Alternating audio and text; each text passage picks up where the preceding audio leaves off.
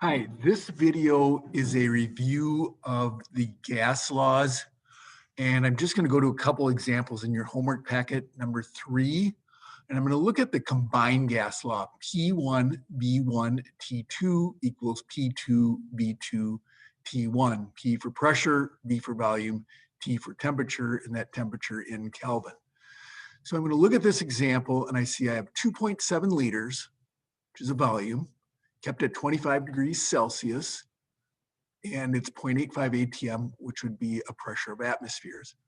It's a little sloppy here, but the P1 is 0.85 atmospheres, the volume is 2.7 liters, the temperature is 25 degrees Celsius. I would need to convert that to Kelvin, although it's going to drop out in this example because the final conditions for this, the pressure inside the cylinder is increased to 1.03 atmospheres.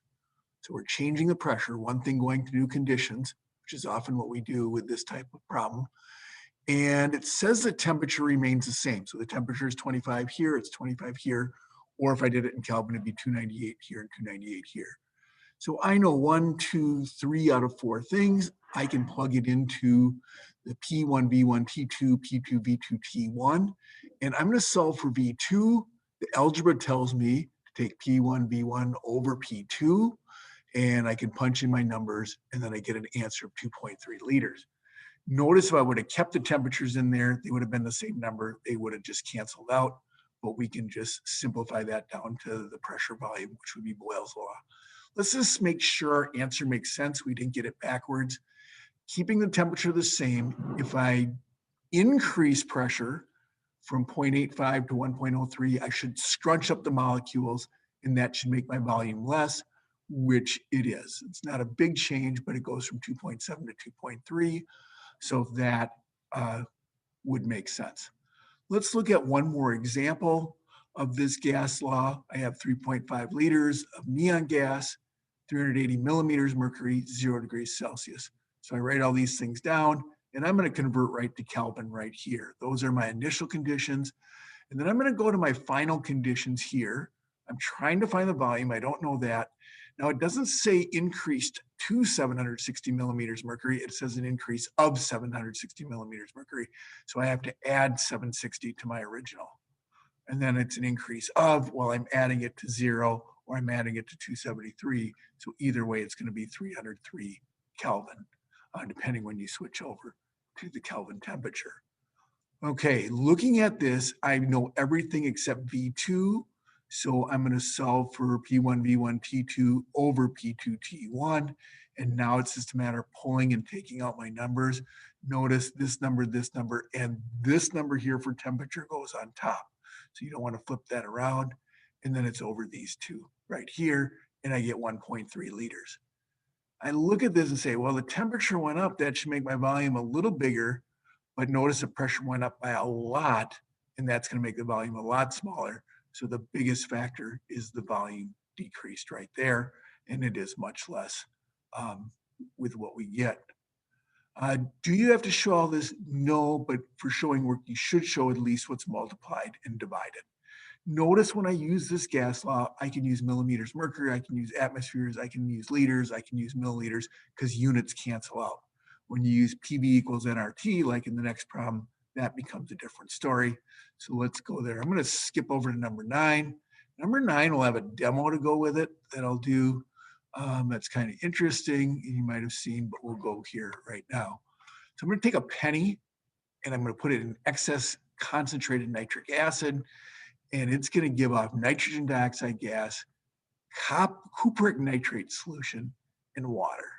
So this is kind of a single displacement followed with decomposition. So this is a pretty complex reaction. Notice the balanced equation for this, or the net ionic equation. This is aqueous, so this breaks up. This is the other aqueous thing, so this breaks up.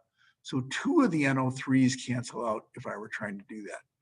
Another thing that's kind of cool here, copper goes from copper with 0 charge, copper +2. Nitrogen is +4 here, but it's +5 here, and there's 2 of them. So this is the nitrogen, and this is actually reduced. Okay, let's take a look at the problem. We're trying to find what volume of nitrogen gas can be produced at this. So because we're talking about one thing and we're talking about grams or moles, we're going to use PV equals nRT. So I'm going to kind of scooch over to that part of the problem right here. Okay, and looking at this, I'm going to take my 3.05 grams of copper, but I'm trying to talk about the NO2 gas that I got up here. So I'm going to convert that to moles of copper and then go through my 2-to-1 ratio to get moles of NO2 gas.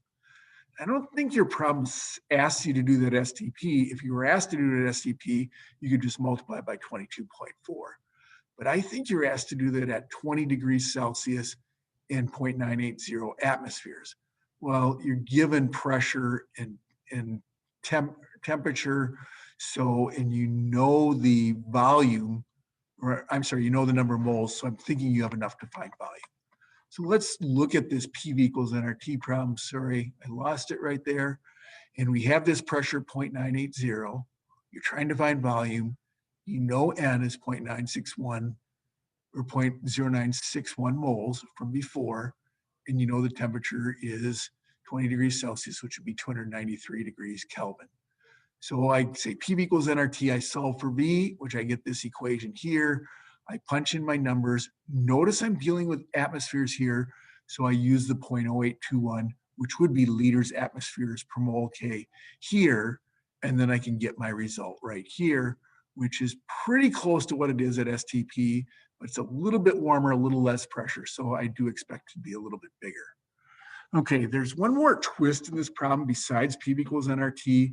This is your theoretical yield based on using this much copper. But we didn't get that much. We only got 1.5 liters. So what is percent yield? Percent yield is actual, the 1.5, over the theoretical of 2.36. And that's going to equal, whoops, we lost it again. It's going to equal what, about 2/3 or about 63% right there.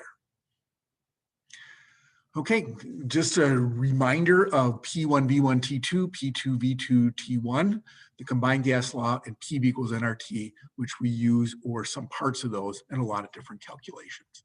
Thank you.